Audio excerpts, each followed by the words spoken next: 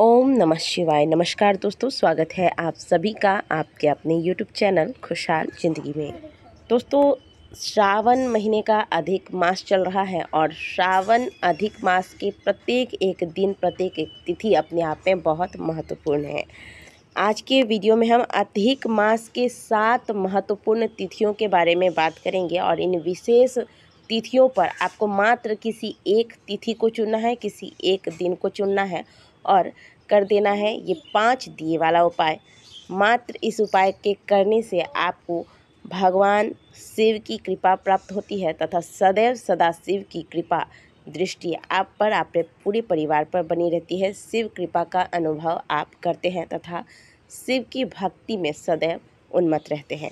तो चलिए जानते हैं कि आखिर आपको कौन सी खास तिथियों में कौन सा कार्य करना है।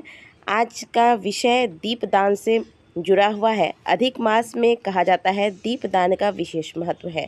अधिक मास में किए गए दीपदान का फल उतना ही प्राप्त होता है जितना किसी तीर्थ स्थान में किए गए दान से प्राप्त होता है। मलमास में दीपदान करने से धन, धान्य, ऐश्वर्य, पुत्र, पौत्र एवं समृद्धि की प्राप्ति होती है। पुरुषोत्तम मास में दीपदान करने से विवाह में हो रही देरी हो या फिर पढ़ाई में आ रही परेशानियां हो, ये सभी प्रकार की परेशानियां भी दूर होती हैं।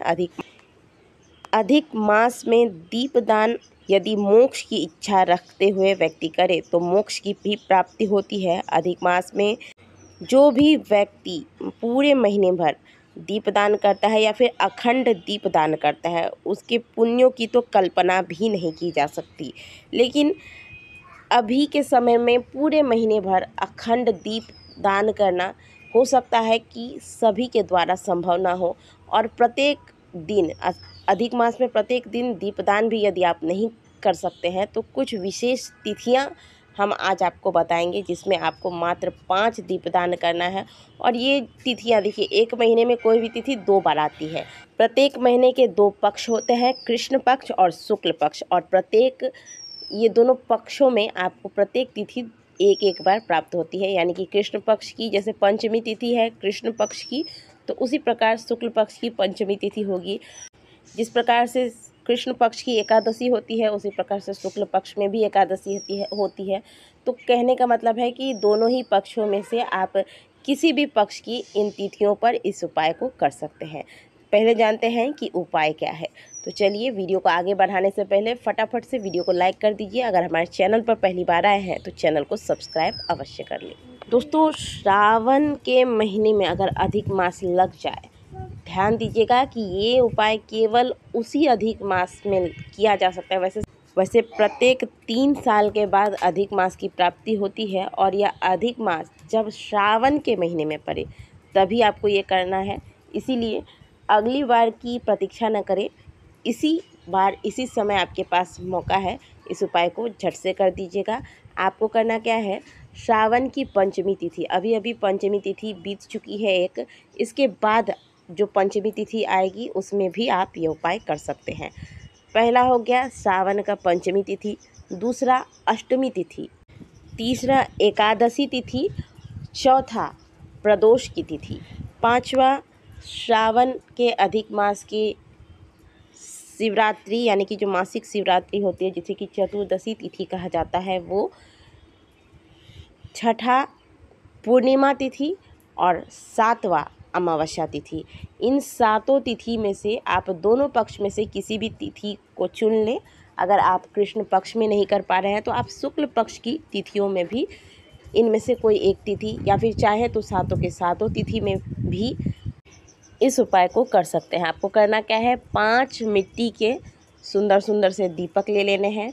इसमें आपको गाय का घी, देखिए कार्तिक महीना हो या फिर अधिक मास हो, दीपदान का जो विधि बताया गया है इसमें घी के दीपक का विशेष वर्णन किया जाता है। तो घी का दीपक आपको, ये जो श्रावण महीने के अधिक मास में ये 7 तिथि आपको प्राप्त होती हैं, इन तिथियों में घर के मुख्य द्वार पर, वैसे तो कहा जाता है कि एक दीपक आपको तुलसी जी के समक्ष, एक घर के मुख्य द्वार पर, एक शिव जी के मंदिर में, एक बेल वृक्ष के नीचे और एक आंवले वृक्ष के नीचे लगाना चाहिए। लेकिन अभी क्योंकि बारिश का समय होता है, बहुत रास्ते में जगह जगह कीचड़ जल भरा रहता है, तो जाना हो सकता है कि हर जगह संभव ना हो पाए, या फिर किसी को बेल वृक्ष नहीं मिल पा रहा है, किसी को आंवले के वृक्ष नहीं मिल पा रहे हैं। तो ऐसे में सवाल आता है कि किस प्रकार से दीपदान किया जाए, क्योंकि ये जगह हमें अगर प्राप्त नहीं हो रहे हैं तो दीपदान कैसे करें।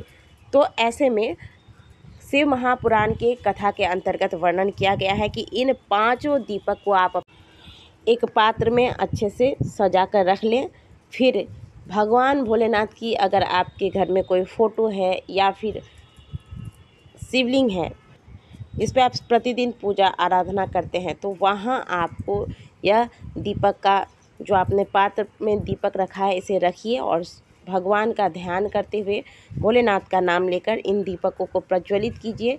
इस दीपक को पहले भगवान को दिखाइए। इसके बाद ये 5 के 5 दीपक घर के मुख्य द्वार पर, जो मेन गेट है वहाँ पर जो चौखट है, चौखट में आप सुंदर से एक एक करके 5 के 5 दीपक को सजा कर रख दें।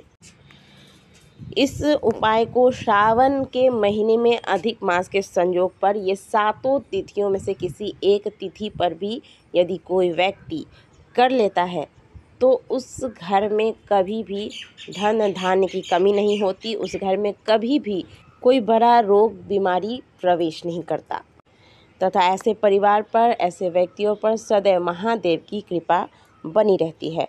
लेकिन इस उपाय को आपको केवल और केवल उसी अधिक मास में करना है जो अधिक मास श्रावण के अंतर्गत पड़ता है। तो इस बार श्रावण के अंतर्गत अधिक मास की प्राप्ति हो रही है।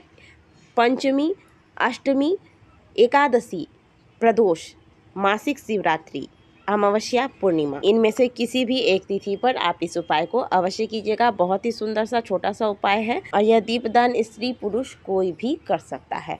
तो आशा करते हैं कि दी गई जानकारी आपको अच्छी लगी होगी और आप सभी इसका ज़्यादा से ज़्यादा लाभ उठाएंगे। वीडियो अच्छी लगी हो तो वीडियो को लाइक कीजिएगा, कमेंट बॉक्स में हर हर महादेव अवश्य लिखिएगा।